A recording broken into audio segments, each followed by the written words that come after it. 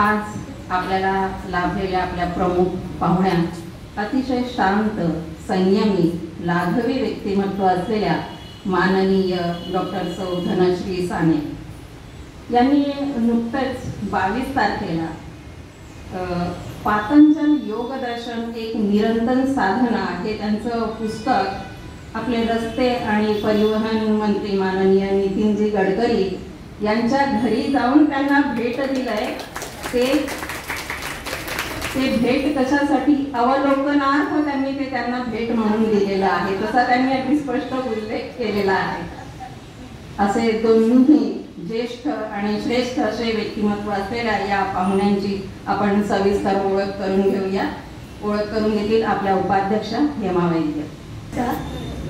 व्यासपीठावरील मान्यवर, आपल्या मंडळाच्या संस्थापिका आदरणीय प्रतिभाताई, अध्यक्षा आदरणीय वर्षाताई, व्याख्यानमाला प्रमुख श्वेताताई, आजच्या वक्त्या आदरणीय डॉक्टर सौ धनश्री साने, निमंत्रित मान्यवर, बंधू भगिनींना व ह्या सर्वांना हेमा वैद्याचा सविनय नमस्कार। आजच्या व्याख्यानमालेचं 5वे पुष्प गुंफासाठी निमंत्रित पाहुण्यांची ओळख करून देत आहे। आज आपल्याकडे डॉक्टर सौ धनश्री साने यांना आपण ऐस गप्पा दुर्गाबाईंच्या हा विषय उलगडून दाखवण्यासाठी आमंत्रित केलं आहे। शिक्षणाची जिद्द, विविध पुस्तकांचे संपादन करणाऱ्या, संत साहित्यावर व्याख्याने देणाऱ्या डोंबिवलीतील डॉक्टर सौ धनश्री साने यांच्या विषयात आपण थोडं जाणून घेऊया। त्यांचं शिक्षण गोरेगाव मधील पाटकर विद्यालयातून मराठी व संस्कृत विषय घेऊन त्यांनी BAचं शिक्षण पूर्ण केलं। नंतर BA, MA, MPhil, PhD या पदव्याचे त्यांनी शिक्षण पूर्ण केलं। एवढ्या मोठ्या व्यक्तिमत्वाची माहिती सांगणाऱ्या मोठं व्यक्तिमत्व असलेल्या धनश्री ताईंचा एका छोटासा परिचय बघा। विभावरी शिरूरकर यांच्या कळ्यांचे विश्वास या कथासंग्रहावर MPhil पदवीसाठी प्रबंधिका मुंबई विद्यापीठात सादर केला। मुस्लिम संत शेख महम्मद यांच्या योग संग्राम या ग्रंथावर PhD साठी मुंबई विद्यापीठात प्रबंध सादर केला। मुंबई विद्यापीठातून संत साहित्यपर असणाऱ्या सर्वोत्कृष्ट प्रबंधाला दिला जाणारा स्वामी स्वरूपानंद पुरस्कार 2009 साली त्यांना प्राप्त झाला। अनेक संस्थांमध्ये ज्ञानदानाचे काम केले। डोंबिवलीतील SNDT महाविद्यालय, यशवंतराव चव्हाण विद्यापीठातही मराठी विषयाचे अध्यापन केले। डोंबिवलीतील KV पेंढारकर महाविद्यालयातील काही वर्षे प्राध्यापक म्हणून मराठी विषयाचे अध्यापन केले। मुंबई विद्यापीठ, कलिना व काही महाविद्यालयांमध्ये MA मराठी या विषयासाठी अनेक वर्षे अध्यापनाचे कार्य केले। नाशिक येथील योग विद्याधाम या संस्थेच्या MAच्या विद्यार्थ्यांसाठी पातंजल योग दर्शन या ग्रंथाचे गेली 3 वर्षापासून अध्यापन करीत आहेत। त्यांचं लेखन साहित्य जाणून घेऊया। 2 कविता संग्रहांना व एका ललित लेख संग्रहाला प्रस्तावना लिहिली आहे। दिव्यत्वाची प्रचिती सौ नीला भटले यांच्या आत्मचरित्रपर पुस्तकाचे त्यांनी संपादन केले। ललित, ज्येष्ठ पर्व, विवेक यासारख्या मासिकातून तसेच लोकसत्ता, महाराष्ट्र टाइम्स या नामांकित वृत्तपत्रांमधून त्यांचे लेख प्रसिद्ध झाले आहेत। संत साहित्य, संत कवयित्री, स्त्री साहित्य, चरित्रे, आत्मचरित्रे, कथा यासारख्या विविध विषयांवर अनेक ठिकाणी व्याख्याने दिली आहेत। महाराष्ट्र परिसर, पुणे, डोंबिवली शाखेमध्ये काही वर्षे कार्यवाह पदावर काम केले आहे। अनेक पुरस्कारांनी त्यांना सन्मानित करण्यात आले आहे। जागतिक महिला दिनानिमित्त कल्याण डोंबिवली महानगरपालिकेतर्फे दिला जाणारा पुरस्कार, तसेच ब्राह्मण सभेतर्फे दिला जाणारा कर्तृत्ववान महिला पुरस्कार याबरोबर अनेक संस्थांतर्फे त्यांना सन्मानित करण्यात आले आहे। इतक्यातच पातंजल योग दर्शन निरंतर साधना या अभ्यासपूर्ण पुस्तकाचे सुप्रसिद्ध लेखिका डॉक्टर अरुणा ढेरे तसेच स्वामीजी गोविंद देवगिरी महाराज यांच्या शुभ हस्ते प्रकाशन झाले। आज धनश्रीताई यांची ओळख करून दिली अशा बहुआयामी व्यक्तिमत्व असलेल्या पाहुणे आज आपल्याला लाभलेल्या आहेत। आता पुढील सूत्रांनी उर्मिलाताई बोलायचं. मागेपर्यंत दिसली मला ह्या ठिकाणी व्याख्यानाला बोलावलं याबद्दल मंडळाची मनःपूर्वक आभारी आहे. आणि ह्या समोरच्या असणाऱ्या श्रोतृवर्गामध्ये इतके परिचित, ओळखीचे, मैत्रिणी अशा असणाऱ्या व्यक्तींचा समावेश आहे. आणि त्याहून यावेळेस मला जास्त टेन्शन येण्यासारखी अशी गोष्ट की आमच्या कॉलेजमध्ये 4 सर तिथे आलेले आहेत. कारण कॉलेजमध्ये शिकवताना झालेली भेट आणि अशा पद्धतीने त्यांच्यासमोर बोलणं हा एक वेगळा अनुभव मला अजून मिळणार आहे. अर्थात त्यांनाही कल्पना असेल की बोलायचं म्हटलं की टेन्शन कोणती वेळ असेल तरी येतं, पण त्यामुळे मला आज खूप चांगलं वाटतंय की तेही ह्या ठिकाणी आले.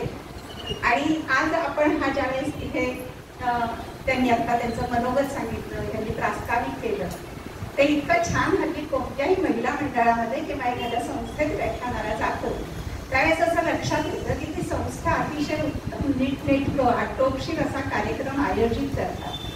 त्या कार्यक्रमाचा उत्साह त्या व्यक्तींच्या आनंदी चेहऱ्यावरून वक्त्याला सहजरित्या जाणवतो आणि मग त्याचाही उत्साह वाढून जो आपला कार्यक्रम असतो तो अत्यंत आनंदाने साजरा होतो.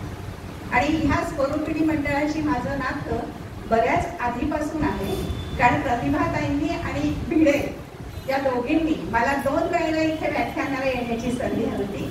आधी एकदा मी प्रल्हाद केशव अत्रे यांच्या जन्मशताब्दी निमित्ताने अत्र्यांचा विनोद या विषयावर आले होते आणि एकदा स्त्री संत कवयित्रींवर म्हणून आले होते. पण आजचा विषय ज्यावेळेस आयोजकांचा मला फोन आला तेव्हा हल्ली काय होतं, वेगळा कोणता तरी विषय असावा अशी अपेक्षा असते की जेणेकरून आपल्याला आवडेलही, रंजकही असेल, माहितीतही भर पडेल आणि सर्वसमावेशक विचार ज्यामधून सांगितला जाऊ शकेल. आणि म्हणून त्यामधून ऐस पैस गप्पा दुर्गाबाईंच्या ह्या शीर्षकाखाली आपण बोलायचं ठरलं. खरं तर ऐस पैस गप्पा दुर्गाबाईंशी या विषयावरती प्रतिभा रानडे आणि दुर्गाबाई भागवत यांच्या मुलाखतींवर आधारित अतिशय सुंदर, चिंतनगर्भ, अभ्यासपूर्ण, संशोधनात्मक असं असणारं पुस्तक आहे. की ते एकच पुस्तक जरी वाचलं तरी दुर्गाबाईंचं असणारा बुद्धिमत्ता, त्यांची चिकाटी, स्पष्ट वक्तेपणा, त्यांचं भाषा ज्ञान या सगळ्याचा आपल्याला आवाका समजतो. आणि त्याबरोबरीने प्रतिभाताई रानडे ह्या जे त्यांना प्रश्न विचारतात त्या प्रश्नांवरून त्यांची बुद्धिमत्ता, त्यांचा स्वतःचा अभ्यास आपल्याला जाणवतो. त्याच्यामुळे आज आपल्याला प्रतिभाताईंविषयी न समजून घेता या दुर्गाबाईंविषयी बघताना मग मी ह्या एका पुस्तकाबरोबर दुर्गाबाईंचं आठवले तसे म्हणून एक पुस्तक आहे, दुपानी ही 2 आत्मचरित्रपर पुस्तकं आहेत. आणखी त्यांचं भावमुद्रा, व्यास, ऋतुचक्र ही पुस्तकं आहेत. सगळी त्यांची पुस्तकं बरोबर वाचली ना तर अगदी सोपी वाटतात, पण त्या सगळ्यामध्ये इतकं आशयगर्भ असं केलेलं त्यांचं वर्णन आणि चित्रण असतं की एका सहज फ्लोमध्ये जसं सहज लेखन व्हावं असं त्यांचं लेखन आपल्याला त्यामधून जाणवतं. पण मग अशा ह्या ज्या दुर्गाबाई आहेत त्यांच्याविषयी आपण आता मी काल म्हटलं की मला उद्या इथे ह्या विषयावर बोलायला जायचं आहे, तर त्यावेळेस एकदा म्हणाल्या बरोबर त्यांनी आणखीमध्ये त्या सरकारवरती बहिष्कार वगैरे घातला होता, बऱ्याच अडवदार आहे. पण यापेक्षा त्यांच्या विषयात जास्त माहिती सर्वसाधारणतः कमी असते की त्या किती विद्वान आहेत, खूप विद्वान आहेत एवढंच. पण आता म्हणजे मी असं तुमच्या इथे म्हणलं तेव्हा धाडसाचा ठरेल, कारण आता त्यांनी इथे सांगताना दुर्गाबाईंवरती मी बोलते आहे म्हणताना दुर्गाबाईंचे खूप विशेष सहज सांगितले की हे सगळे विशेष आज आपण उलगडून घेऊन विस्तृतपणाने थोडाशा त्यांच्या लेखांच्या अनुषंगाने आपण समजून घेणार आहोत. आता दुर्गाबाई ज्या आहेत त्या आपण म्हणतो त्या दीर्घायुष्य म्हणजे वयाच्या 92व्या वर्षी त्यांचं निधन झालं. पण मी मला स्वतःला अशी भाग्यवान समजते की मी समक्ष एकदा त्यांना भेटले होते. म्हणजे अशा काही वेळेला ज्येष्ठ व्यक्तींच्या संपर्कात जरा काळ का होईना आपल्याला जाऊन आलं की नंतर ती आठवण आपल्याला चिरंतन राहते तसा काही काळापुरता युनिव्हर्सिटीमध्ये त्यांचा माझा थोडा काळ सहवास झाला होता. अशा ह्या ज्या दुर्गाबाई आहेत त्यांचे विशेष, फक्त विशेष ना, त्याचे सविस्तर आपण पुढे बघू.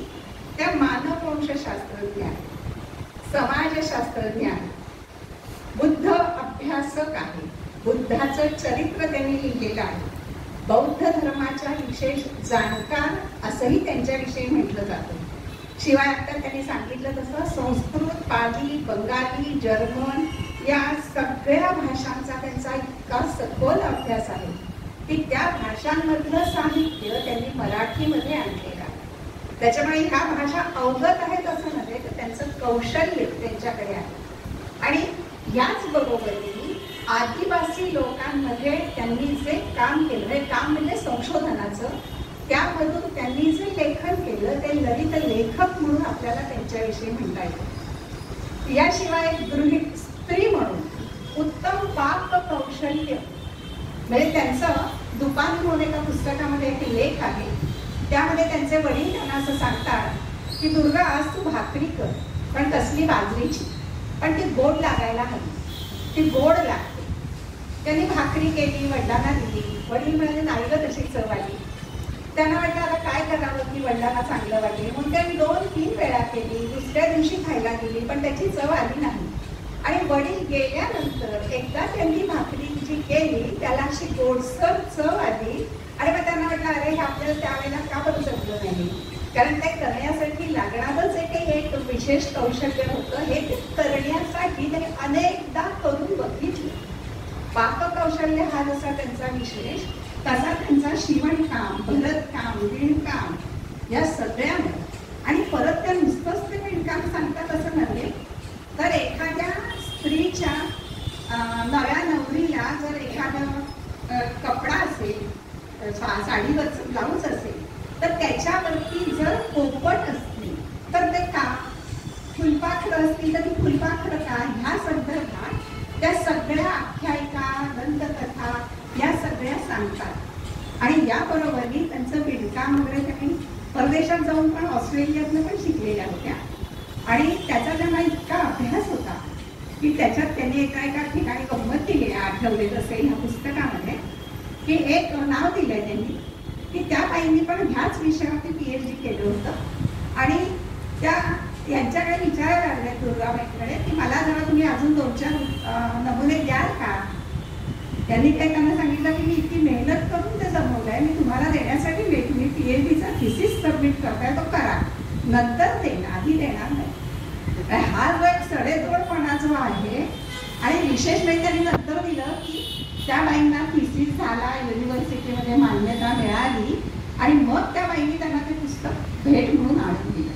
पण त्यांनी सांगितलं आणून दिलं, पण ती माझ्यावर रागावलेलीच होती कारण मी तिला दिलं नाही म्हणून. इतका स्पष्ट वक्तेपणा. आणि आपण जे काही मेहनत घेतली त्याविषयी असणारी त्यांना एक आपल्या स्वतःच्या मेहनतीची जाण ही त्यात त्यांनी दाखवली.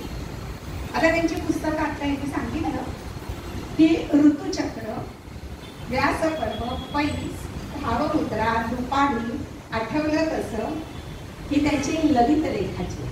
राजाराम शास्त्री भागवत हे जे त्यांचे काका, त्यांच्या लेखनाचे 6 खंड त्यांनी संपादन आणि प्रकाशन केलं. थोरो हा जो एक पाश्चात्य तत्वज्ञ आहे त्याच्या ग्रंथाचा मराठी अनुवाद केला. म्हणजे त्यांच्या लेखनामध्ये असणारी विविधता जी आहे ती आपल्याला समजून घेता येईल. नंतर रवींद्रनाथ टागोर यांच्या लोकसाहित्याचा बंगालीचा मराठीत अनुवाद केला. नंतर सागर संगीत ह्या देशबंधुदास म्हणून जे होते त्यांच्या 40 कवितांचा मराठीत अनुवाद केला. आता बाणभट्टाची कादंबरी, ही कादंबरी हे त्याच्या ग्रंथाचं नाव आहे संस्कृत, त्याचं त्यांनी मराठीत अनुवाद केला. का केला ह्याचं सुद्धा इतकं त्यांनी सुंदर स्पष्टीकरण केलंय की गद्य हे अतिशय उत्तम तऱ्हेने शिकवलं गेलं तरच ते काव्यात्मक वाटतं आणि समोरच्याला समजतं.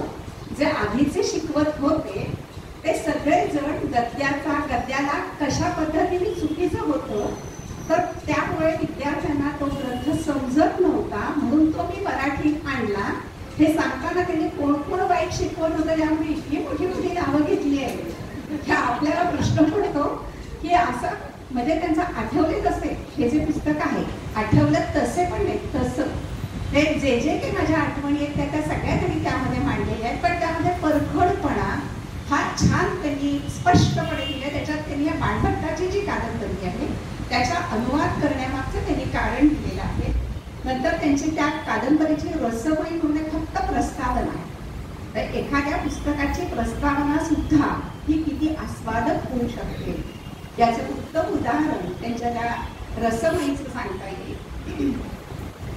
नंतर श्रीधर व्यंकटेश केतकर यांच्या केतकरी कादंबरी यावरती त्यांनी समीक्षात्मक ग्रंथ लिहिला आणि त्यांनी खरं तर PhD त्या ज्या काही करायला गेल्या होत्या, तुम्हाला सगळ्यांना माहिती असू शकतं बऱ्याच जणांना की त्यांच्या PhDचा अभ्यास त्याचे मुंबई विद्यापीठाचे आधी मुख्य म्हणजे त्यांचा जन्म जो आहे ना तो जर बघितला तर 1910.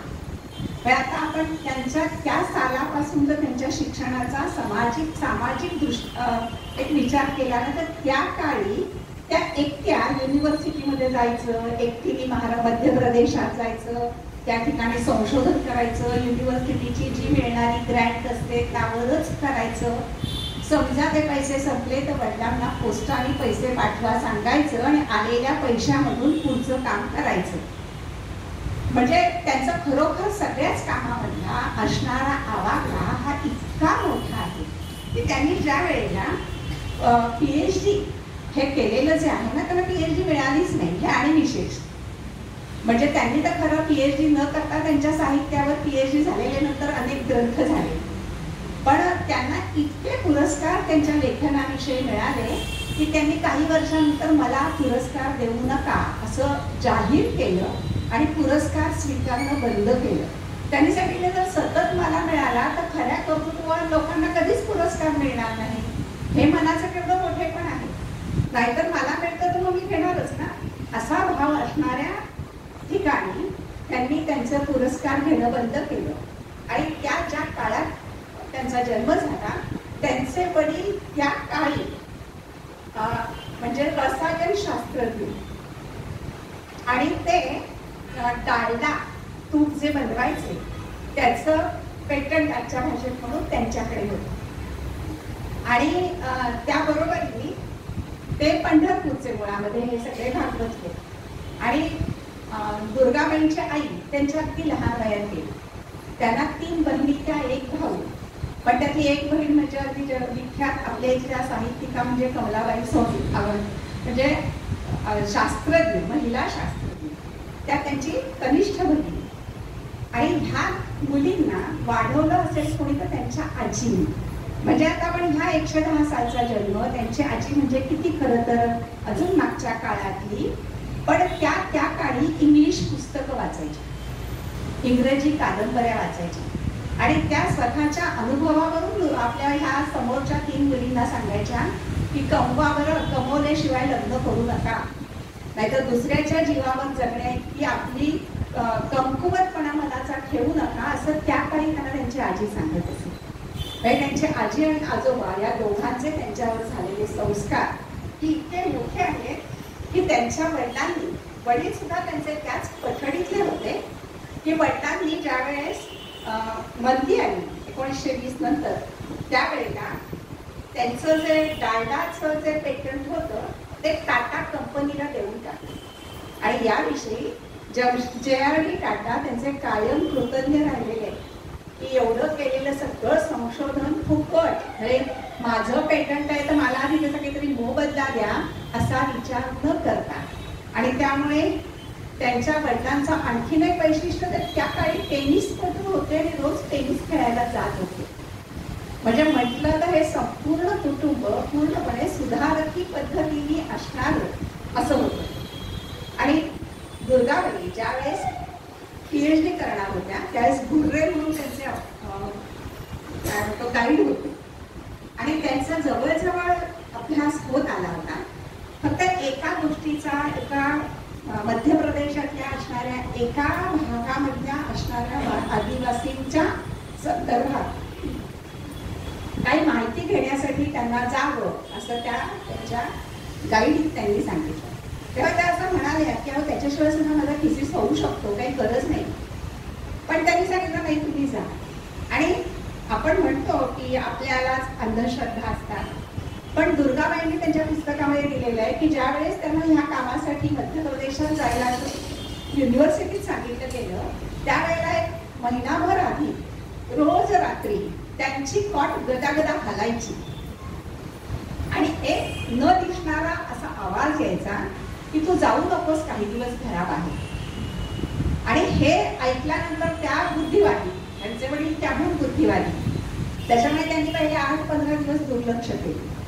पण ज्यावेळेस युनिव्हर्सिटीचा बेटा वाढला की नाही तुम्ही जाऊनच या, तेव्हा त्यांनी आपल्या वडिलांना सांगितलं की मला माहिती आहे की भूत नाही, माझी अंधश्रद्धा नाही, पण मला असा आवाज येतो.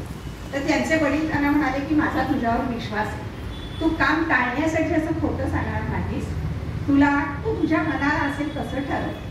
पण युनिव्हर्सिटीमधून फारच आग्रह झाला म्हणून त्यांच्याबरोबर त्यांच्या एका मोठ्या काकांनी सांगितलं की मी येतो तुझ्याबरोबर. आणि म्हणून त्या गेल्या. जाताना मनामध्ये चुटपुट होती की आपण काहीतरी न करावं ते करतो आहे. आणि त्या मध्य प्रदेशात गेल्या, त्यांचं काम झालं, सगळं गोळा केली माहिती.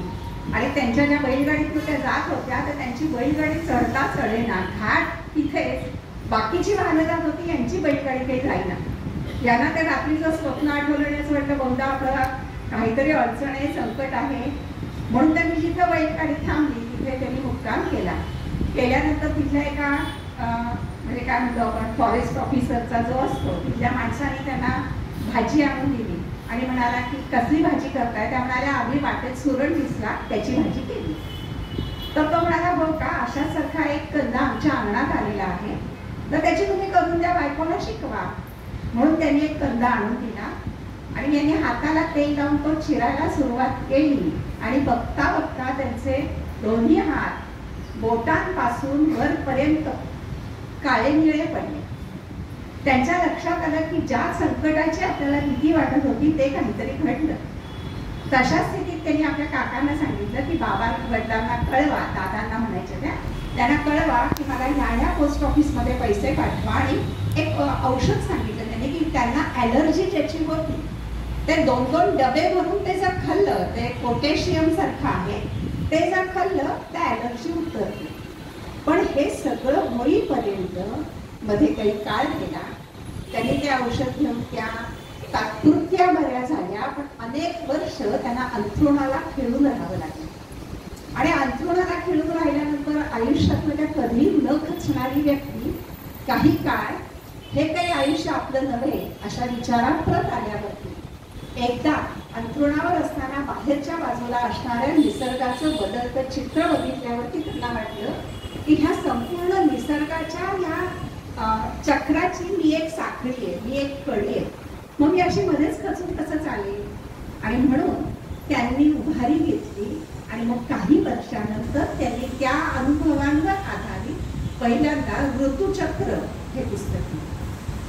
पण त्यावेळेला तेव्हा ज्यावेळेस त्यांच्या आजारपणाविषयी त्यांच्या वडिलांनी युनिव्हर्सिटीत कळवलं की अशी ती आजारी आहे, पण त्यामधून हा जो काही एक तयार झालेला अभ्यास आहे हा युनिव्हर्सिटीमध्ये PhDचा थिसिस म्हणून सबमिट करावा.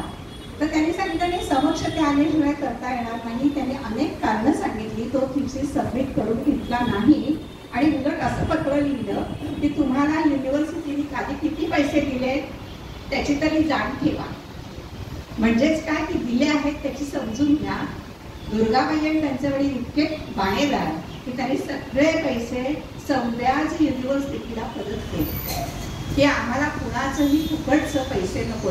जर तुम्ही आम्हाला ज्यासाठी केलं ती पदवी जर आम्हाला मिळाली नाही तर आम्हाला ते पैसेही नको. पण म्हणजे इतका वडिलांसारखा बाणेदारपणा त्यांच्याकडे होता. आणि ह्या दुखण्यामुळे त्यांच्या वडिलांनी एक केलं की आता ह्या दुखण्यामुळे तू लग्न करणार नाही हा जो निर्णय घेतला आहेस त्यामध्ये तुला आयुष्यात जर एकटं राहायचं आहे तर तुझी आर्थिक तजवीज मी करून ठेवली.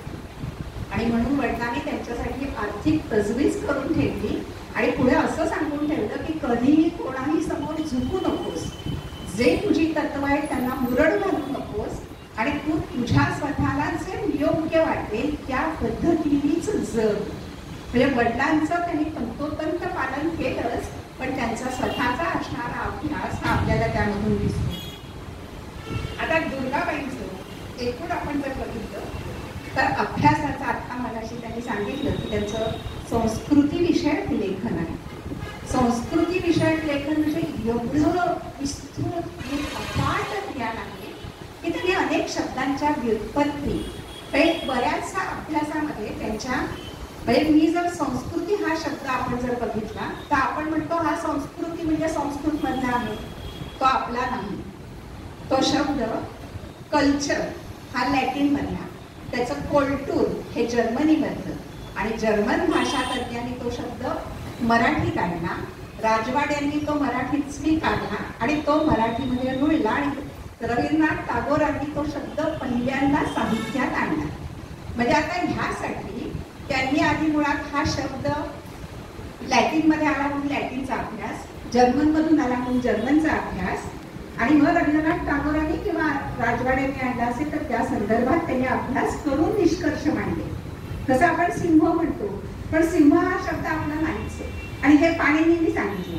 हे पाणिनीच्या आधी हा शब्द आपल्याकडे आला, पण मग तो मूळ कोणता शब्द आहे तर तो आफ्रिकन शब्द आहे. आफ्रिकन शब्द आहे सिम्बा आणि हा सिम्बा शब्दामधून सिंह हा शब्द आला. पण आता हा आफ्रिकेमधला महाराष्ट्रात कसा आला तर त्याचे त्यांनी स्पष्टीकरण दिलं आहे की फार प्राचीन काळी महाराष्ट्र आणि दक्षिण आफ्रिका हे एकमेकांना जोडलेले होते आणि मग त्यावेळेला जो काही भूगर्भातल्या हालचालींमुळे ते विलग झाले, पण भाषिक जे काही एक ठसे उमटतात त्याच्यामधून इथे हा शब्द आहे. जसं अजून त्यांनी एक दिलंय व्युत्पत्ती की सीता. सीता म्हणजे काय तुम्ही म्हटलं आहे नांगरलेली जमीन, हा मूळ शब्द आहे सीता शब्दाचा.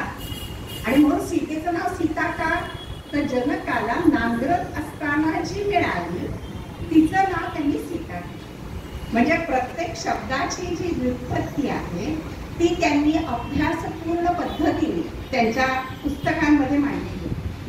म्हणजे आता त्यांनी आपल्या संस्कृती त्यांनी असं म्हटलंय मी ते देव मानत नाही, पण मानत नाही म्हणजे मी देव नाहीच असंही म्हणत नाही, कारण हे सगळं विश्व जे चालतं आहे ह्या चालण्यामागे कोणीतरी पालक आहे आणि जो कोण पालक आहे त्याला मी मानते. आणि म्हणून तो पालक जो आहे तो प्रत्येकामध्ये असणाऱ्या अस्तित्वाला मी देव मानते. म्हणून त्या आपल्या असणाऱ्या व्रतवैकल्य रीतीभाती या सगळ्याला त्या मानतात. म्हणजे तुम्ही जर त्यांची पुस्तकं वाचलीत ना अशी दुपानी पुस्तकामध्ये असा एक एक लेख आहे एक पाऊण पानाचा आणि त्यामध्ये एकाच वेळेस आकाशात चंद्र दिसला की त्या चंद्राच्या दिसणाऱ्या कलांवरून त्यांनी ह्या चंद्राचं विश्लेषण करून कोणाला तरी कळवलेलं आहे. म्हणजे एखाद्या झाडाची पूर्ण पानगळ झाल्यानंतरचं असणारं झाड आणि त्याला येणारी पानं जी जी काही फुटलेली पालवी असते ती या सगळ्याविषयी त्यांनी अतिशय सुंदर वर्णन केलं. हे करताना त्यांचा हेतू काय तर मी या निसर्गाचा एक घटक आहे आणि ह्या निसर्गाविषयी मी त्याच्याविषयी सांगणं हा माझा एक महत्त्वाचा दुवा आहे असं त्या म्हणतात. माझा त्याच्यात त्यांनी अभ्यासात कसं सांगितलं आहे इतका विस्तृत अभ्यास आहे. तुम्हाला जर रंजक आवड असेल वाचनाची तर तुम्ही जरूर ते पुस्तक वाचा. त्याच्यामध्ये त्यांनी सांगितलं आहे की आपल्या इथे जी काही शेती वगैरे आहे ना त्याची सुरुवात महिलांनी केली. स्त्रियांनी पहिल्यांदा शेती करायला सुरुवात केली, पण तरी आपली संस्कृती अशी आहे की त्या धान्य पिकवतात, पण एखादा यज्ञविधी असेल तर मात्र तयार केला जाणारा पुरोडाश म्हणून एक पदार्थ आहे तो बायकांनी नाही करायचा, तो पुरुषांनीच करायचा. पण मग बायकांनी का नाही करायचा तर त्याच्यामध्ये अग्नी आहे आणि अग्नितत्व बायकांना पेलत नाही अशी आपली समज. पण मग तो पुरोडाश पदार्थ कसा तर त्यांनी तो इडली सारखा असतो, सच्चिद असतो हे वर्णन त्यांनी कुठे वाचलं कौटिल्यच्या कौटिल्याचं जे अर्थशास्त्र आहे त्यामध्ये एका ठिकाणी त्यांना तो पदार्थ कसा तयार केला जातो हे त्यांनी त्यामध्ये वाचलेलं ह्या ठिकाणी आपल्याला समजतं. आणि मग यामध्ये त्यांनी अनेक मिथ्य कथा, मिथ्य म्हणजे काय आख्यायिकेपेक्षा जरा जास्त पुढे जाणाऱ्या आणि खऱ्यापेक्षा थोड्याशा मागे येणाऱ्या अशा मिथ्य कथा खूप असतात. आणि अशा ह्या त्यांनी शंकर पार्वतीच्या सांगितल्या आहेत, सीतेची सांगितली आहे, मंदोदरीची सांगितली आहे, ताराची सांगितली आहे, या सगळ्यांची जशी सांगितली आहे तसं त्यांनी परशुरामाची पण एक कथा सांगितली. पण त्यांनी असं सांगितलं की आपल्या इथे कौटिक कथा की एकदा पौराणिक कथा म्हटली ना की तिचा संशोधनात्मक अभ्यास केला जात नाही आणि मग त्यामुळे ती कथा पुराणातली म्हणून दुर्लक्षित होते. मग त्यांनी त्यामध्ये परशुरामाचे आपल्याला माहीत असेल की त्याच्या वडिलांनी त्याला सांगितलं की तू आईचं शिर काढ, त्याने ते मारलं आणि मग परत तू काय वर मागतोस तो सांगतो माझ्या आईला परत जिवंत करा. तर त्यांनी दुर्गाबाईंनी असं म्हटलंय की असंच असणारं मानवी भावभावनांचं चित्रण इडिपस राजा आणि त्याचा मुलगा यांच्यामध्ये आहे. पण तिथे कसं अभ्यास केला जातो, आपल्या इथे ही पौराणिक कथा म्हणून त्याच्याकडे बघितलंच जात नाही आणि म्हणून त्याविषयी त्यांनी त्यांची मतं अत्यंत स्पष्टपणाने आणि छान मांडलेली आहेत. आणखीन एक त्यांनी एक पंढरपूरचा विठोबा याविषयी एक अशी दंतकथा सांगितली. पण त्यांनी सांगितलं की मी ही कथा सांगितल्यानंतर अनेकांनी त्या कथेला विरोध केला, कारण त्या कथेमध्ये विठोबा हा अगदी सर्वसामान्य माणूस आहे. धनगर समाजामध्ये विठोबाविषयी एक अशी कथा सांगितली जाते की हा जो पंढरपूरचा विठोबा एकटाच असतो आणि रखुमाबाई दुसऱ्या ठिकाणी असते. असं असण्याला कारण विठोबाचे असं त्यांनी त्यात दिलेलं आहे. की त्यात त्यांनी दिले की विठोबा हा एका माळशिरस राजाचा भागाचा असा सरदार वगैरे असतो तसा असतो, पण त्याचे खूप अनुग्रहित असतात. तर तो एक दिवस त्याचे लोक येतात 30-40 जणांपेक्षा जास्त आणि त्याला म्हणतात आता आम्ही तुझ्याकडे जेवायला आले. तर हा म्हणाला या या या आणि त्यांनी आपल्या बायकोला म्हणजे पदुताईला म्हणजे रुक्मिणीला निरोप पाठवला. आपल्या माणसाचं निरोप जा तू त्याकडे जाऊन सांगू दे की इतकी माणसं जेवायला येत आहेत. ही पदुबाई सगळं आवरून सावरून अशी भिंतीला टेकून बसली आणि तो माणूस आला आणि त्या माणसाने आता तो त्या विठोबाचा जवळचा मोठा नोकर ना मान्यवर, त्याच्यामुळे त्यांनी येऊन जरा रुबाबातच सांगितलं बसलीस काय उठ, आपल्याकडे 40 माणसं येतात स्वयंपाकाला लाग. तर तिलाही जरा राग आला. ती म्हणाली कशाला, मी काय उठणार नाही, आता माझ्या बायकावर सगळ्या काम करून झोपलेत, आम्ही बसलोय, त्याला सांग आम्ही काय करणार नाही स्वयंपाक. तो माणूस निघून गेला. मग हिला वाटलं ही उठली, हिनं विचारली स्वयंपाक केला, सगळं तयार ठेवलं आणि बघते तर काय कोणीच आलं नाही. आणि जरा वेळाने विठोबा आला आणि त्याने सांगितलं की तू मगाशी काही केलं नाहीस ना, तुझं चुकलं, मग आता तुला मी शाप देतो की तुझं कधीही चांगलं होणार नाही आणि तू मरशील. आता हे ऐकल्यानंतर ती फार दुःखी होते. त्याने दिलेला शाप खरा ठरतो. ती निघून जाते. तिचे आई वडील येतात, ते तिला शोधतात, त्यांनाही ती सापडत नाही. मग विठोबा जातो, त्याला लक्षात येतं अरे आपण तर शाप दिला, आता आपण कसं तिला ह्या याच्यातनं शाप तर दिलेलाच नाहीये. आणि म्हणून तो ती एका ठिकाणी वाहत ती जाते. मग तिचं परत तिकडनं ती विठोबा म्हणजे पंढरपूरला एका तळ्यात तिची कोणतरी झाडं आणून टाकतं आणि तिथे एक कमळ येतं. त्या कमळाच्या इथे विठोबा गेल्यानंतर विठोबाला लक्षात येतं की हीच पदुबाई आहे. ती प्रगट होते. तो म्हणतो चल आता परत मंदिरात. ती म्हणते आता नाही येणार, एकदा तुम्हाला हकलून दिलंस ना, मग काय करायचं. तर म्हणे काही नाही, आता मी इथे राहीन तू तिकडे राहणार. म्हणून मग ही इकडे तो तिकडे. पण ही कथा सगळ्यांना फार उचतेच असं नाही, असं दुर्गाबाईंनी म्हटलं. त्यांनी सांगितलं की या प्रत्येक समाजामध्ये तयार झालेल्या मिथ्यकथा असतात, त्याला कुठेतरी थोडासा तिळा एवढा खरेपणा असतो, बाकीचं सगळं काल्पनिक त्याला त्यांनी चढवलेला मुलामा असतो. पण ही कथा यामध्ये त्यांनी असं म्हटलं की विठ्ठल हा सामान्य माणसासारखा राग लोभ रचणारा, रुसणारा, बायकोला सूचना करणारा, तिने ऐकलं नाही तर तिच्यावर चिडून तिला शाप देणारा असा ह्या कथांमध्ये आहे. पण हा जसा आहे ना तसं जगन्नाथपुरीला सुद्धा आपण बघतो. जगन्नाथपुरीचं एकमेव मंदिर म्हणजे खरं वृंदावनला पण एक सुभद्रा, बलराम आणि श्रीकृष्ण यांचं वृंदावनला पण एक मंदिर आहे. दोनच मंदिरं बहीण भावंडांची आहेत. तर इथे हे जे मंदिर आहे ह्याची जगन्नाथपुरीचं ते तुम्हाला माहिती असेल, सुभद्रा, बलराम आणि यांची आहे. तर ज्यावेळेस कृष्ण जन्म घ्यायचा त्यावेळेस कृष्णाला बलराम म्हणजे शेष असं म्हणाले विष्णूला की दरवेळेस मी तुझा लहान भाऊ का होऊ, मला तर तू मोठा भाऊ कर. मी लक्ष्मण होतो, मी खूप सहन केलं. मग तर म्हणाले बरं, आता तू मोठा हो, मी लहान होईल. आणि ती लक्ष्मी म्हणजे ती सीता आणि त्यांचे सगळ्यांचे जन्म झाले ते त्या ह्याच्यामध्ये आयुष्य जात होतं. आणि एकदा ते या जगन्नाथाला लक्ष्मी त्याला म्हणाली की तुम्ही दोघं जण आता बसला आहात ना, तर मी जरा गावात जाऊन बघून येते, कारण सगळे तुम्ही किती म्हटलं तरी गावातल्या लोकांचं माझ्या बाजून अडतंच असं लक्ष्मीला जरा वाटतं. तर बलराम म्हणतो जा जा बघून ये कुठे तुझं महत्व आहे ते, पण लक्षात ठेव 7च्या आत परत ये, दिवे लागायच्या आत परत यायचं. ती गेली, फिरत होती, सगळीकडे लक्ष्मीची आरती चालली आहे, लक्ष्मीचं मोठेपण चाललंय. ती इतकी खुश होत गेली की चला सगळीकडे लोक आपली पूजा करतायत. ती इतकी रमून गेली की ती परत जायला तिला उशीर झाला. मग आता श्रीकृष्ण म्हणाले तिला की ये, तर बलराम म्हणाले आता नाही, आता मी तिला नाही येऊ देणार. आणि लहान भाऊ मोठ्या भावाचा ऐकतो आणि बायकोला पाठवून देतो. तर ती म्हणते बघा बरं, मला पाठवलं, सगळं तुमचं ऐश्वर्य जाईल, त्यामुळे जाऊ दे, रामाला काही तुझ्यातून अडत नाही. ती गेली आणि एकदम ते क्षणात एखाद्या समुद्राकाठी दोघं भिकाऱ्यासारखे बसले, कारण त्यांच्याजवळ काहीच नाही, लक्ष्मीच निघून गेली. मग लक्ष्मीचा वडील म्हणजे समुद्र. तो म्हणाला माझ्या मुलीला असा त्रास दिला का, तुला मी इथे मोठा वाडा बांधून देतो. मग त्यांनी रातोरात मोठा महाल बांधून दिला. ती तिथं राहायला लागली. काही वर्षांनी हे दोघं जण फिरत तिथे आले आणि आल्यानंतर त्यांनी विचारलं आम्हाला काही खायला मिळेल का. लक्ष्मीने ओळखलं हे कोण आहे. तिने त्यांना ते पिठे म्हणून एक प्रकार तिथे जगन्नाथपुरीला देवाला नैवेद्याला दाखवतात, तसे तिथे पिठे केले आणि त्यांना दिले. तर ते म्हणाले आम्हाला तू आसरा देशील का. तर मग यांनी सांगितलं मी तुम्हाला ओळखलंय. तर पण मी तुमच्यावर येणार नाही, कारण तुम्ही मला संध्याकाळच्या वेळा घरात हाकललंय.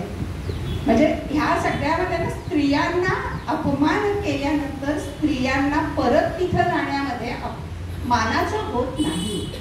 आणि म्हणून तिने असं म्हटल्यानंतर मग जगन्नाथाने सांगितलं तुझी माझी तर भेट व्हायला हवी. बरं, मग वर्षातनं एकदा जेव्हा जगन्नाथाची यात्रा होते त्यावेळेला फक्त ही इकडनं तिकडे जाते. तर आपल्याला ह्या कथा माहीत नसतात, पण आपल्याला तिथे काहीतरी आहे एवढंच कळतं. आणि म्हणून ह्या अशा कथा दुर्गाबाई शोधून दंतकथा, मिथ्यकथा, आख्यायिका अशा म्हणून त्या सांगत असतात. आणि अशा ह्या कथांबरोबरही दुर्गाबाईंचा एक व्यासपर्व माझ्या दुर्गा मी व्यासपर्व पुस्तक तुम्हाला बऱ्याच जणांनी वाचलं असेल. त्या व्यासपर्व पुस्तकामध्ये त्यांनी ज्या महाभारताचं त्यांनी जे चित्रण केलं त्यामध्ये त्यांनी सगळे व्यक्तिरेखा ह्या मानवी पातळीवरती बघितलेल्या आहे. आणि यामध्ये दुर्योधन कसा, दुःशासन कसा, आणि त्यापेक्षा त्यांनी त्यामध्ये द्रौपदी आणि श्रीकृष्ण यांच्या नात्यावर वेगळ्या प्रकारे प्रकाश टाकलेला आहे. त्यामध्ये त्यांनी एक महाभारतामधला एक श्लोक दिलेला आहे की ज्या श्लोकामध्ये ती द्रौपदी असं म्हणते की मी कृष्णाची सखी आहे. आणि हे जे आज आपल्या साहित्यामध्ये आपण प्लॅटॉनिक लव हे जे म्हणतो हे दुर्गाबाईंची सगळी वाक्य बरं का. तर ते त्या काळी श्रीकृष्ण आणि रुक्मिणी श्रीकृष्ण आणि द्रौपदी या दोघींमध्ये होतं असं त्या म्हणतात. मी नेहमीच सगळ्यांसमोर मांडते की त्यांच्यामधलं नातं. कारण जेव्हा तिला म्हणजे वस्त्रहरणाच्या वेळेस तिथे नेलं जातं तेव्हा ती असं म्हणत नाही की माझे पांडव येऊन मला वाचवतील, तर ती असं म्हणते की मी ज्याची सखी आहे तो येऊन मला वाचवेल. मग आता ह्या महाभारतामध्ये द्रौपदीला 5 नवऱ्याशी का बरं लग्न करावं लागलं याविषयी त्या दंतकथा वगैरे सांगतातच, पण मानवी भावनांनी चित्रण करतात. त्यांनी असं म्हटलं आहे की ज्या वेळेस कुंतीने सांगितलं की हिच्या 5 जणांमध्ये वाटून घ्या, तर द्रौपदीला खरं अर्जुनच आवडला होता. पण युधिष्ठिराने असा विचार केला की ज्यावेळेस द्रौपदीला जिंकल्यानंतर तिला घरी घेऊन येत असताना इतर 4ही जण द्रौपदीकडे अभिलाषेने पाहत होते. आणि जर हिची वाटणी समान झाली नाही तर आपण 5ही जणांमध्ये वितुष्ट निर्माण होईल. म्हणून आपण आईनीच केलेली सूचना अंमलात आणू शकतो. यामध्ये त्या काय म्हणतात दुर्गाबाई की युधिष्ठिराचा एक व्यावहारिकतेचा दृष्टिकोन राज्याच्या दृष्टीने त्यांनी जो केला तो त्या म्हणाले मला पटतं. आणि ह्याचं महाभारतामध्ये त्यांनी त्यातले असणारे श्लोक हेही त्या ठिकाणी त्यांनी सांगितले. याबरोबरीने द्रौपदीचं तर इतकं सुंदर वर्णन त्यामध्ये त्यांनी केलंय की ती कशी सुंदर दिसत होती. आणि तिच्या या सुंदर दिसण्यावरती जांभूळाख्यान तुम्हाला कदाचित माहीत असेल की द्रौपदी ही पूर्णपणे पतिव्रता होती, पण तिच्या मनामध्ये सुद्धा कधीतरी एखादा किंतु आला होता का याविषयी ते जांभूळ आख्यान आहे. ते जांभूळ काही चिकटलं जात नाही, कारण तिच्याही मनामध्ये थोडीशी का होईना कर्णाविषयी एक क्षणभर का होईना, नंतर तिने त्याचा रागच केला, पण तरी सुद्धा तिने त्याविषयी असणारा एक ते जांभूळ आख्यान अशा पद्धतीने त्यात दिलेला आहे. आणखी दुर्गाबाईंचा जो महाभारताचा अभ्यास आहे ना, तो नुसताच टीका करणारा नाही किंवा फक्त संशोधनाचा नाही, तर त्या प्रत्येक ठिकाणी त्यांनी उदाहरणं दिलेली. हे त्यासाठी कर्ण खूप उदार होता, पण त्याच्यासाठी त्यांनी एक समकालीन उदाहरण दिले. ते समकालीन उदाहरण त्यांनी जे सांगितलंय ते त्या काळात, म्हणजे ज्यावेळेस या ऐसपैस गप्पा ह्या पुस्तकाचं लेखन होत होतं त्या काळातली एक त्यांनी कथा सांगून कर्णाचं उदाहरण दिलेलं आहे की त्या काळात ह्या म्हणजे हल्लीच्या दिवसामध्ये एका मुलीवर झालेला बलात्कार बघणाऱ्या एका माणसाने त्या आरोपीला शिक्षा होण्यासाठी पोलिसांकडे जाऊन सुप्रीम कोर्टापर्यंत लढा दिला आणि त्या आरोपीला शिक्षा करून दिली. आणि हे करताना तो कर्जबाजारी झाला. त्याचा त्या मुलीशी ओळख नाही, देख नाही, फक्त अन्याय मी सहन करू शकत नाही. म्हणून हे जसं उदाहरण आहे हे बघितल्यानंतर त्यांनी असं सांगितलं की मला कर्णाची आठवण आली. कर्णाची का आली तर कर्ण दानशूर होता आपण म्हणतोच, पण कर्ण हा ज्या वेळेस त्यांच्या त्या वेळेला एकदा कधीतरी अतोनात पाऊस झाला आणि जळणसाठी लाकडं मिळतच नव्हतं, तर कर्णाचा सगळे महाल हे लाकडाचे होते. तर त्यांनी सगळ्या गावातल्या लोकांना सांगितलं की तुमच्या घरची चूल पेटण्यासाठी माझा महाल तुटला तरी चालेल, माझ्या महालाची लाकडं काढून घेऊन जा. म्हणजे हा कर्णाचा दानशूरपणा जसा निस्पृह जसा त्या माणसाचा, असं त्यांनी उदाहरण दिलेलं आहे. आणि म्हणून त्यांची असणारी दृष्टिकोन हा महाभारताकडे बघण्याचा संशोधन आणि समकालीन तौलनिक दृष्ट्या बघणं अशा स्वरूपाचं आहे. मग त्यांनी असं प्रतिभा रानडेंनी किंवा कोणी अभ्यासकाने त्यांना विचारलं की तुम्ही रामायणाचाही करा की जसा महाभारताचा केला. आणि त्यांच्या लेखनाचा विशेष की एकदा लिहिलं ना की एक टाक. हे त्यांना नंतर समीक्षकांनी विचारलं की आता जर तुम्ही व्यासपर्व लिहिलं तर काही तुम्हाला वाटेल का की मी इतके वर्षांनी अभ्यास केलाय त्यामध्ये मी काही भर घालू शकेल? त्यामुळे अजिबात नाही. जे मी 40 वर्षापूर्वी लिहिलं तेच माझं अचूक निरीक्षण आहे ह्याची मला खात्री आहे. नंतरच्या अभ्यासामधून मी बदलेन असं माझं अभ्यासाचं पद्धतच नाही, इतका स्वतःविषयीचा असणार त्यांचा विश्वास हा त्याने दिला. म्हणून त्या म्हणाले की रामायणावर जर लिहिलं तर लोकांना काय वाटेल महाभारतातला लिहिल्या तशा रामायणातल्या लिहिल्या मला गरज नाही, कारण राम आणि सीता या दोघांनी खूप भोगलंय.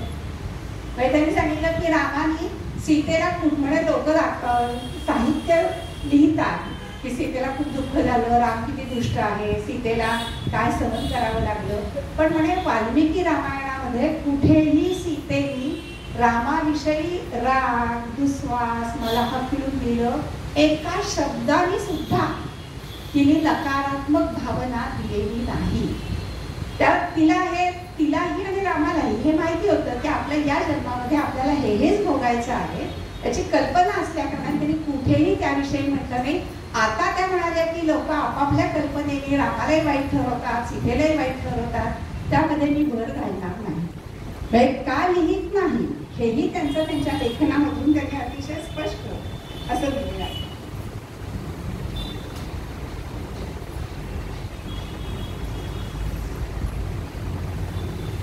म्हणजे त्यांच्या अभ्यासामध्ये त्यांनी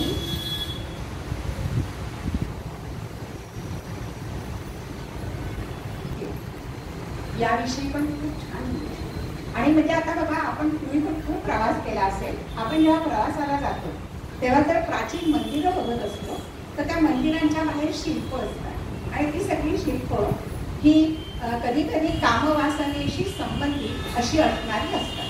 लोक त्यावरती हिंदू धर्मावरतीच हरकत घेतात. तर त्याचं स्पष्टीकरण दुर्गाबाईंनी अशासाठी दिलंय की पूर्वीच्या काळी ही मंदिरं गावापासून एकतर खूप दूर असायची आणि जो कोणी त्या मंदिरामध्ये दर्शनासाठी यायचा त्यावेळेला मी देवाकडे आलेलो आहे, मग माझ्या लैंगिक वासनांवरती मी विजय मिळवला आहे की नाही हे त्या मंदिरांकडे बघून सुद्धा तो जर आत जाऊ शकला तर त्याचं असणारं वैराग्य किंवा त्याची ईश्वर विषयक भावना ही बरोबर आहे म्हणून त्या खोदलेल्या असतात असं स्पष्टीकरण त्यांनी दिलेलं आहे. म्हणजे प्रत्येक गोष्टीमागे एक कारण असतं ते त्यांनी त्यात सांगितलं आहे. आणि मगाशी मी जसं म्हटलं की त्या उत्तम पाककौशल्य असणाऱ्या होत्या. पण त्यांना हे शिक्षण त्यांच्या 3 आत्या त्यांच्याकडे होत्या. त्या नाशिकला काही काळ आत्यांकडे, त्यांच्या आत्या त्या काळी कॉलेजमध्ये शिकवत होते. काही जणी एखाद्या वसतिगृहामध्ये असणाऱ्या रेक्टर आपण म्हणू तशा असायच्या आणि तरी सुद्धा तितक्याच पाककला निपुण. त्या म्हणाल्या की एकदा मी माझ्या चुलतीला विचारलं की का गं तुझा स्वयंपाक इतका सुंदर कसा काय होतो, तू कितीदा वेगवेगळ्या प्रकाराला आम्ही तुला करायला सांगतो. तुला अगं काही नाही, मी नेहमीसारखाच करते, फक्त त्यामध्ये थोडासा जीव घालते. हे जे महत्वाचं असतं की त्यामध्ये मी काय घालते. बऱ्याचदा झालं एकदाचं करून टाकलं आणि मोकळं झालं, हा जो एक भाव असतो तो कुठेही नाही. खरं हे वाक्य वाचल्यानंतर माझ्या डोळ्यासमोर आलं, पूर्वीच्या बायकांना खरोखर राधा वाढा उष्टी काढा या पद्धतीने स्वयंपाक करावा लागायचा. साधं पुरण करायचं म्हटलं तर ते पुरण पाटावर त्यावर वाटावं लागायचं. दाणे असतील तर ते त्यांना कुठल्याशिवाय त्याचा पदार्थ करता यायचा नाही. कणिक किंवा भाकरी असेल तर ते पीठ दळल्याशिवाय घरामध्ये काही करता यायचं नाही. अशा वेळेला जीव ओतून स्वयंपाक करणं हा जो त्यांना शिक्षण मिळालं आहे किंवा शिकवण होती, त्यामुळे त्यांच्या ह्या स्वयंपाकाला पाककलेला एक आत्मीयता ही आली. आणि म्हणून त्यांना त्यांची चुलती काय सांगायची, सगळ्यामध्ये जीव ओतून काम कर. तुला जे काम करावं लागेल ते आता कसं कसं करायचं म्हणून न करता आपलेपणाने कर, काम उत्तमच होईल. ही त्यांना त्यांच्या घरूनच मिळालेली शिकवण होती. आणि ह्या शिकवणीमधून त्यांनी ज्या वेगवेगळ्या भाषा शिकल्या ना, तसा त्यांचा बौद्ध धर्माचा अभ्यास इतका अफाट आहे की आपल्याला स्वतःला बौद्ध धर्माचं जरी काही फार वाचलेलं नसलं तरी बौद्ध धर्म म्हणजे नेमका काय, बौद्धाचे आधीचे अवतार म्हणजे काय, बौद्ध धर्मापूर्वी त्याच्या आईला मायेला तिला स्वप्नामध्ये हत्ती दिसायची, पांढरा हत्ती. आणि मग त्यामुळे तिला असं वाटायला लागलं काहीतरी शुभ संकेत आहे आणि आपल्या पोटी जन्माला येणारा हा चक्रवर्ती कोणीतरी असेल असा त्यांच्या मनामध्ये येणारा विचार हा त्यांनी यामध्ये बौद्ध धर्माच्या अभ्यासामधून सांगितलेला आहे. खरं तर बौद्ध धर्माचा वाङ्मयाचा म्हणजे त्यांनी पाली भाषा शिकल्या. म्हणजे असं कोणी म्हणू नाही शकत की बा तुम्ही कशावरनं शिकला. पाली भाषा असते जे काही ग्रंथ दिव्यावतार वगैरे जे ग्रंथ आहेत ते शिकून अभ्यासून अनुवादित केलेले आहे. मग हे सांगताना विशुद्धीमग्ग हा एक शब्द आहे जो बौद्ध धर्मामध्ये असतो. आणि त्यामध्ये विशुद्धीमग्ग म्हणजे निर्वाणाची स्थिती, निर्वाणाला जाणारी अशी. महाविशुद्धीचा मार्ग ह्या निर्वाणाकडे जो घेऊन जातो त्यासाठी तयार केलेली पूजा ही कशी असते याचं त्यांनी त्यामध्ये दिलेलं आहे. आणि मग हे करत असताना दुर्गाबाईंनी बौद्ध धर्माच्या जातक कथा ज्या आहेत त्यांचा मराठीत अनुवाद, त्या सुद्धा किती आहेत 547 कथांचा अनुवाद केला. आणि त्याच्यात त्यांनी लिहिलेलं आहे की गौतम बुद्ध हा एक जन्म आहे, त्याच्या आधी 10,000 जन्म त्याचे झालेले आहेत. तुम्ही जर साचीचा स्तूप बघितलात ना तर त्या स्तूपावरती त्याचे 10,000 जन्मांच्या एक कोडलेले आहेत की तिथे सगळे पशु पक्षी प्राणी सगळ्यांचे जन्म गौतम बुद्धांनी घेतलेले आहेत असं आपल्याला त्यामधून समजतं. मग आता त्यांनी त्यामध्ये बौद्ध धर्माची, जैन धर्माची, हिंदू धर्माची, मुस्लिम धर्माची, ख्रिश्चन धर्माची तुलना केलेली आहे. मग ह्या तुलनेमध्ये प्रत्येक धर्मामध्ये काय कमी, काय जास्ती, काय नको याचं सुद्धा त्यांनी विश्लेषण केलं. पण हे करत असताना बौद्ध धर्माचा अभ्यास करताना त्यांनी हा यशोधरा गौतम बुद्धाची बायको, कधी तिला सोडून तो गेला होता. गौतम बुद्धाच्या मुलाचं नाव आहे राहुल आणि राहुल शब्दाचा अर्थ आहे पीडा किंवा बाधा, अडचण. पण म्हणजे काय तर त्याला म्हणजे त्याला संन्यास घेण्यामध्ये पत्नी आणि मुलगा या दोघांमधून मन बाहेर काढून संन्यास घेणं हे जरा अवघड होतं. तो निघून गेला आणि कालांतराने गौतम बुद्ध आपल्याच घराच्या इथे ज्यावेळेस भिक्षा मागण्यासाठी आला त्यावेळेस त्याच्या बायकोने त्याला सांगितलं की अरे तुझा पिता फार श्रीमंत आहे, तू त्याला त्याच्या श्रीमंतीमधला वाटा माग. म्हणजेच काय तर तू पण त्याच्यासारखाच संन्यासी हो. आणि म्हणून त्याने आपल्या वडिलांच्या ठिकाणी तो सामावून गेला. पण तरी त्याने मानलं नाही, गौतम बुद्धाने मानलं नाही, तर तो बुद्धाचा मुलगा आहे ही जाणीव आजूबाजूच्या सगळ्यांना होती. पण तरी सुद्धा गौतम बुद्धाने असं सांगून ठेवलं होतं की त्याची मुठी माझ्याजवळ ठेवायची नाही. पण एक दिवस रात्री तिने गौतम बुद्धाच्या इथे दरवाजा वाजवला आणि तो गौतम बुद्धाला म्हणाला, मी काही तुझ्याकडे बाप म्हणून तुला काही सांगायला मागायला आलेलो नाही, पण माझ्या आईचं पोट दुखतंय, मग तिची पीडा मला बघवत नाही, तर त्यासाठी एखादं मला औषध सांग. आणि म्हणून मग त्याने एक आंबील दिली. ती आंबील त्याने आईला दिली. आईचं पोट दुखणं थांबलं.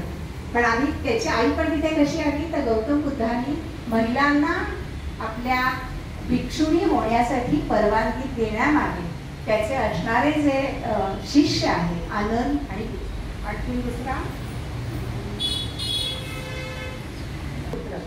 या दोघांनी असं सांगितलं की महिलांना पण तुम्ही आपल्या धर्मामध्ये भिक्षुणी व्हायला परवानगी द्या. नाईलाजाने गौतम बुद्धांनी परवानगी दिली आणि पहिला स्त्रीला जो संन्यास दीक्षा दिली ती म्हणजे गौतमी, त्याचा जिने सांभाळ केला तिला. आणि मग नंतर ह्याची यशोधरा पण त्या ठिकाणी संन्यासिनी म्हणून आली होती. पण एकूण त्या बौद्ध धर्मामध्ये त्या गौतम बुद्धाच्या संप्रदायामध्ये असणाऱ्या आख्यायिका दंतकथा इतक्या सुंदर दिल्या की त्याच्यामध्ये स्त्रिया यायच्या, पण त्या कशा संसार सोडून दिलेल्या असायच्या काही वेळेला.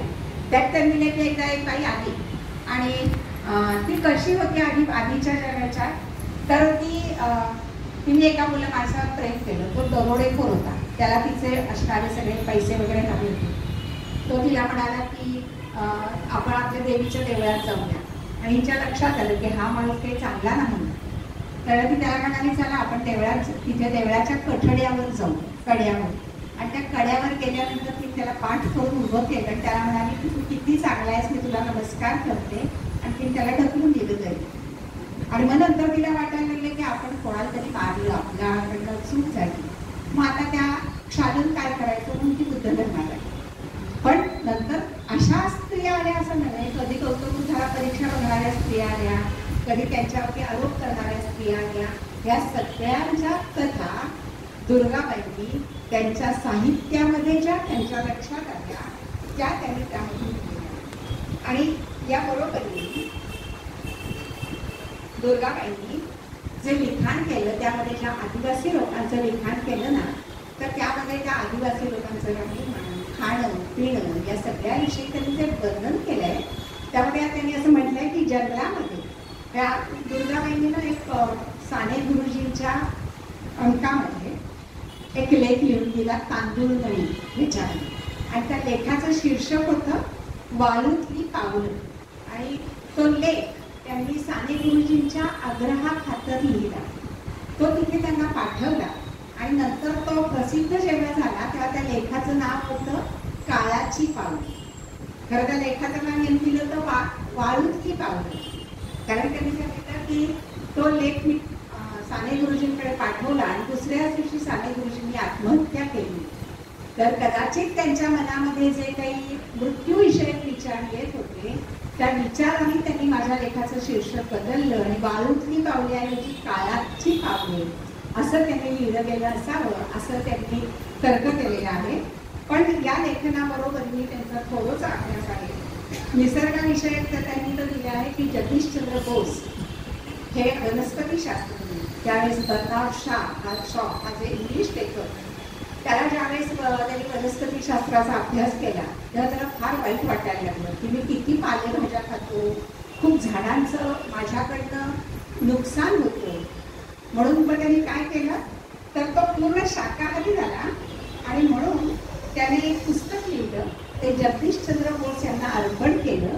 आणि त्याच्या अर्पण करण्यामध्ये काय लिहिलं, जगातल्या सर्वश्रेष्ठ शास्त्रज्ञाला एका सामान्य व्यक्तीकडून. त्याला बर्नार्ड शॉ केवढा मोठा नाटककार, पण त्याला सुद्धा आपल्या असणाऱ्या चुका त्याच्या दृष्टीने त्यापुढे त्याला जगदीशचंद्र बोसांचं मोठेपण हे जास्त चांगलं वाटलं. आणि म्हणून त्याला दुर्गाबाईंनी ज्या लेखांमध्ये लिहिलं आहे ना त्यामध्ये आदिवासी लोकांचं जे लेखन आहे त्यामध्ये असं लक्षात येतं की त्याचा मनुस्मृतीचा अभ्यास खूप विस्तृत आहे.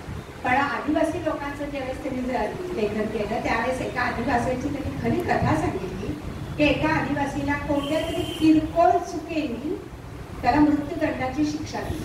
मग तुला शेवटची इच्छा काय असं विचारलं तर तो म्हणाला एक मोठं पातेलं भरून माशाचं कालवण आणि भात मला द्या. आणि तो म्हणाला मी थोडंसंच खाईन पण उरलेलं माझ्या मुलांना द्या, उभ्या जन्मात आम्ही कधी पोटभर जेवलेलो नाही. हे त्यांनी सांगितल्यानंतर त्यांनी सांगितलं की ऐकल्यानंतर सुद्धा मला वाईट वाटलं की त्यांनी सांगितलं की त्या आदिवासी आता तसे नसतील. यांनी लिहिलं त्याला किती वर्ष झाली, 50-60 वर्षांपेक्षा जास्त झाली. पण त्यावेळेला त्या आदिवासी लोकांना मीठ मिळत नाही ना.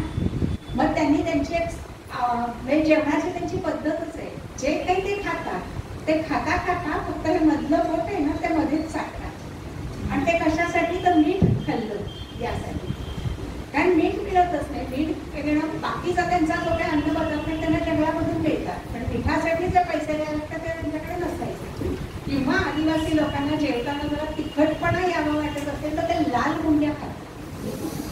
आणि त्या लाल मुंड्या खाल्ल्या त्यांच्या जेवणाला चव येते असं त्यांना वाटतं. त्यांचं सगळं किती हलाखीचं असेल त्या काळी कधी ते त्यांनी सांगितलं. आणि परत दुर्गाबाईंचा अभ्यास पाककृतीच्या संदर्भातला ना त्यात त्यांनी सांगितलेली गंमतशीर आहे की आपल्याकडे आज आपण फ्रूट सॅलड खातो, श्रीखंडही खातो, पण ह्याचा शोध भीमानी लागला. आणि त्यात त्यांनी दिलं आहे की भीम त्यात दही घालत नाही तर साखर, त्यामध्ये तो काय करतो दही, साखर आणि फळ असं घालतात, दूध घालत नाही. आणि त्याला शिखरण म्हणतात.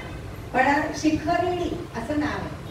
पण या बरोबरही त्यांनी सांगितलं की आज आपण घीवर म्हणून एक पदार्थ आहे बघा, तो श्रीकृष्णाने शोधलेला आहे त्याच्या पाककृतीतला. तसं नलराजा हा उत्कृष्ट स्वयंपाक करणारा पण तो अग्नीशिवाय स्वयंपाक करायचा. आणि म्हणून आपल्या इथे जो धुरधुर मासा आपण म्हणतो की तो त्याच्या स्मरणार्थ म्हणून खरं असतो की असं असतं की त्यामध्ये खरं का हल्ली धुरधुर मासा जर आपण बघतो आदल्या दिवशी करून ठेवलेलं ते दुसऱ्या दिवशी गरम न करता खातात असं काही ठिकाणी नाही. पण म्हणजे काय अग्नीशिवाय स्वयंपाक करणारा तो नलराजा. आणि याशिवाय आपल्या इथे सीता ही अतिशय उत्तम क्षत्रिणी असल्या कारणाने तिने मैरेय नावाचं एक तिने पेय तयार केलं. मैरेय ते कशापासून ते त्यांना कळण्यासाठी त्यांनी कौटिल्य अर्थशास्त्रामध्ये त्यांना त्या पदार्थाचं तयार करणं कसं हे त्यांना त्यातनं समजलं. आणि त्यामध्ये सुद्धा काय माहितीये की सीता अतिशय उत्तम मांसाहारी पदार्थ करायची. कारण ती जंगलात राहायची, जंगलातून जे यायचं त्यातून ती स्वयंपाक करायची. ज्यावेळेस त्यांना जंगलात जायचे दिवस आले म्हणजे बनात त्यावेळेस तिने त्या एका देवीच्या देवळात नवस केला आणि देवाला सांगितलं तुम्ही तिकडनं आले परत सुखरूप की परत तुला हाच नैवेद्य दाखवेल असं सांगून ती बनात गेली. कारण तिला तिचा स्वयंपाक उत्तम निपुण अशी ती सीता. आणखी हे तर माणसांचं पण प्राणी सुद्धा अतिशय उत्तम पदार्थ करतात हे त्यांनी समक्ष बघितलेलं उदाहरण दिलंय. अस्वल जो आहे की नाही जंगलातला तो काय करतो वेगवेगळ्या असणाऱ्या मधामधल्या असणाऱ्या सो उडी मारून मारून ती जी मधाची पोळी असतात ती बरोबर अशा ठिकाणी त्याचा मध पडायला लागतो की त्या ठिकाणी त्याच्यात पानं घालून ते तयार करतात डिंकाचे लाडू. म्हणजे हे करतात म्हणजे ती कसे करतात तर ते वेगवेगळी सुगंधी फुलं गोळा करून आणतात, माकडंही आणतात आणि त्यामध्ये ते मध घालतात. मध घालतात म्हणजे कसं त्याच्या खाली ठेवतात आणि मग त्याच्यावर नाचून नाचून नाचून नाचून त्याचा चुरा करतात आणि हातांनी लाडू करतात. आता हे आपल्याला कसं कळणार पण हे त्या म्हणाले मी मध्य प्रदेशात ज्या वेळेस होते त्यावेळेस मी हे बघितलेलं आहे. किंवा अजून त्यांनी लिहिलंय की गंगा नदीच्या जंगलामध्ये चारोळ्या मिळतात, डिंक मिळतो, मध मिळतो, हे माकडांना पुरेसं असतं. मग तेवढ्या याच्यामधून त्यांचे लाडू अतिशय उत्तम तऱ्हेने तयार होतात. पण गंमत अशी की आदिवासी लोक ते घेऊन जातात कारण आदिवासी लोकांना खायला अशा तयार पद्धती जरा चांगल्या वाटतात. आणि म्हणून ह्या अशा पद्धतीने हे जसं आहे तसं रामदासांचं एक शिष्य होते की ज्यांना तंजावरच्या राणीने असं सांगितलं की तुम्ही स्वयंपाकाचं पुस्तक लिहून काढा. आणि ते जे लिहिलेलं पुस्तक आहे त्यांचं नाव आहे रघुनाथ. आणि त्या पुस्तकामध्ये त्यांनी कुंडलिका या नावाचा जो पदार्थ दिला आहे ती म्हणजे आजची जिलेबी.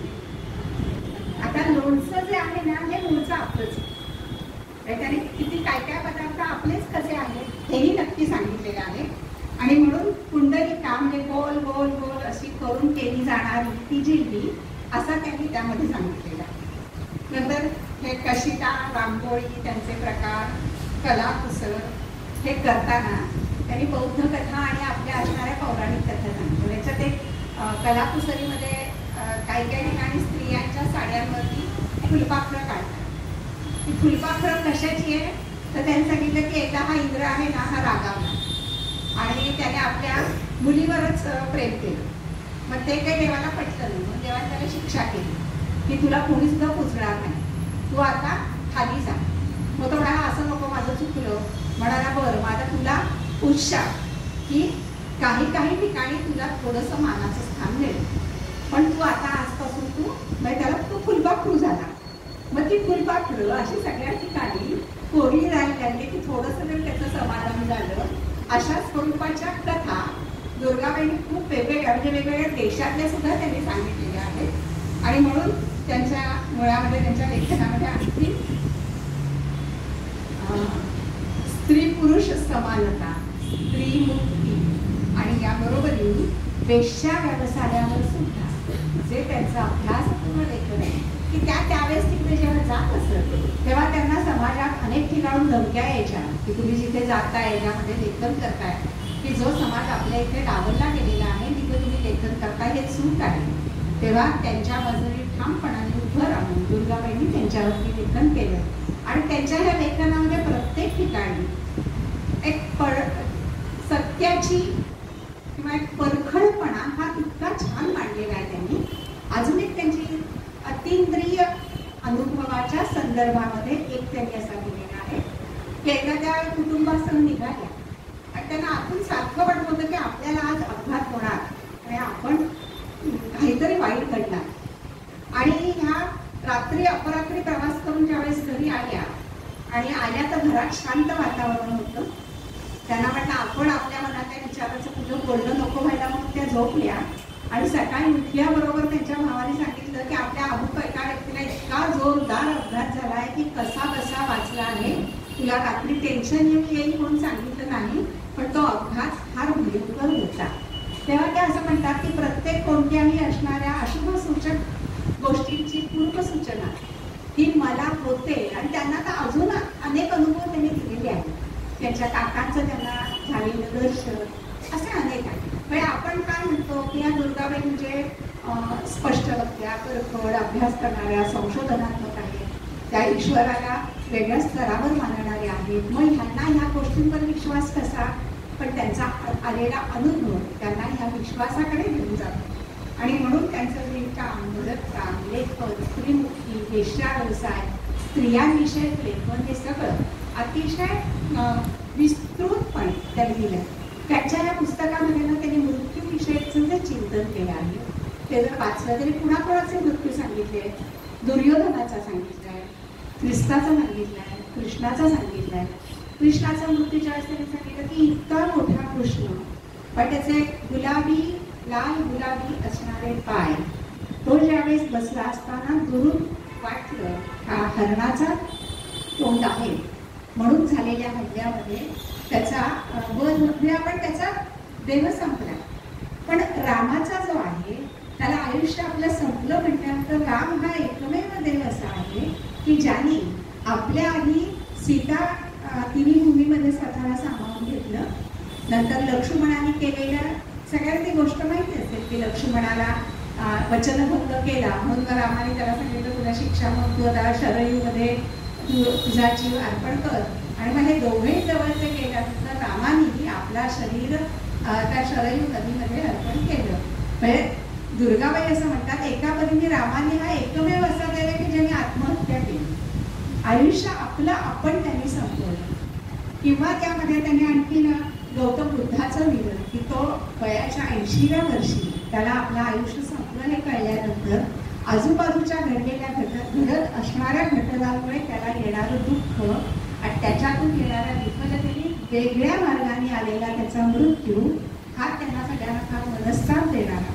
आणि सावरकरांचं प्रायोपवेशनाच्या संदर्भात त्यांच्याही मृत्यूविषयक चिंतन त्यांनी केलेलं आहे. आणि याबरोबर रमण महर्षी या सगळ्यांविषयी त्यांनी लिहिलेलं आहे. आणि यामुळे त्यांनी आपल्या स्वतःच्या आणि त्यांच्या सख्या बहिणीच्या मृत्यूने त्या अत्यंत दुःखी झाल्या होत्या.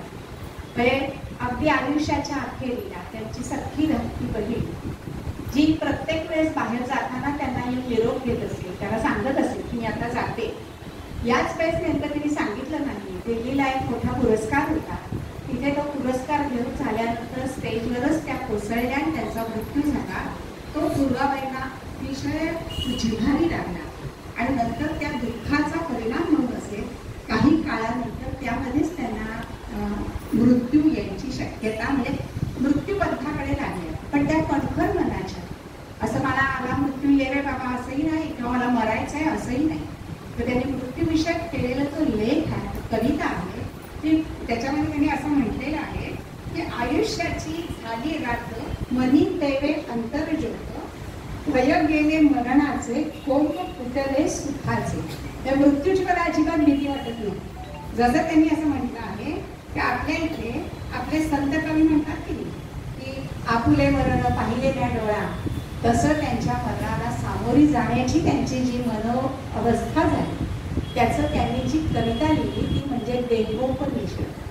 तुम्हाला ती कविता त्या पद्मजा फेणाने जोगळेकर यांनी ती गायलेली आहे. दुर्गाबाईंच्या स्मृतीप्रित्यर्थाचा जो दिवस असतो, त्याचा स्मृतिदिन असतो, त्या दिवशी त्या पद्मजा फेणाने नेहमीच ती कविता आपल्याला ऐकायला मिळू शकते. आणि मृत्यूला अशा सहजगत्या सामोरं जाणाऱ्या, मृत्यूविषयक चिंतन करणाऱ्या, पण तरी सुद्धा आपण प्रत्येक लेखन झाल्यानंतर एक कृतार्थतेची जाणीव असणाऱ्या. तर त्याने ज्यावेळेस विचारलं की तुमचं लेखन पूर्ण होतं त्यावेळेस तुम्हाला काय वाटतं, तेव्हा ते म्हणाले काय वाटते, जात्यावरती जर एखादी दळण दळत असेल आणि आजचं सगळं पीठ दळून झाल्यानंतर जात्याचा हात सोडला की जी कृतार्थता ज्या बाईला येईल तशी कृतार्थ मी माझ्या आयुष्यात आहे. म्हणजे कृतार्थता सुद्धा काय मोठ्या प्रमाणावर असावी. आणि अशा ह्या असणाऱ्या दुर्गाबाईंच्या विषय तुम्ही कधीही कोणतीही पुस्तकं घेऊन जरूर वाचा. व्यासपर्व वाचा, त्यामध्ये असणारा पैसाचा खांब वाचा, भावमुद्रा वाचा किंवा व्यासपर्व वाचा. सगळ्या ह्याच्यामध्ये दुर्गाबाईंच्या लेखनाचा इतका उत्तम आविष्कार हा आपल्याला दिसतो. आणि प्रत्येक लेखामधून आपल्याला दरवेळेला काही ना काहीतरी नवीन मिळाल्याचा एक आनंद मिळतो. तो तुम्हाला सगळ्यांना मिळावा. मी तुम्हाला फक्त दुर्गाबाईंच्या साहित्याचा आणि त्याचा थोडासा ओझरता सुद्धा म्हणता येणार नाही असा ओळख करून दिली आहे. आता तुम्ही ते जरूर वाचा आणि तुम्हाला ते आवडलं की नाही तुमचाच तुम्ही अनुभवा. पुन्हा एकदा मी आज इथे आले, तुम्ही मला बोलावलं याविषयी मला खूप छान वाटलं. कारण या निमित्ताने माझं वाचन होतं, त्या निमित्ताने मी तो भाग पुन्हा एकदा बघते, मनामध्ये तो विषय बोलत राहतो. आणि हा आनंद मला फक्त तुमच्या इथे तुम्ही बोलायला सांगितलं त्यामुळे मिळाला. त्यामुळे आज मी इथे जे बोलले तुम्हाला सगळ्यांना चांगलं वाटलं असेल असं मी म्हणते आणि मी माझे 4 शब्द थांबवते. नमस्कार.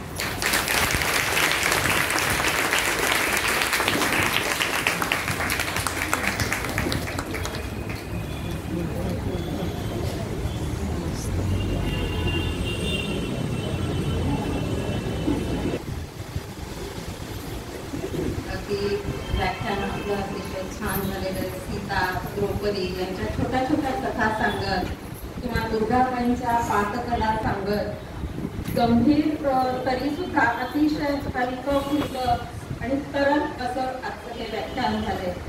कुठेही अवजड किंवा डोईजड असं काहीही नाही. एखादं फुलपाखरू हवेतून इकडे तिकडे फिरतंय असाच काहीसा भास किंवा भाव आपल्या मनात होता असं म्हणायला काहीच हरकत नाही.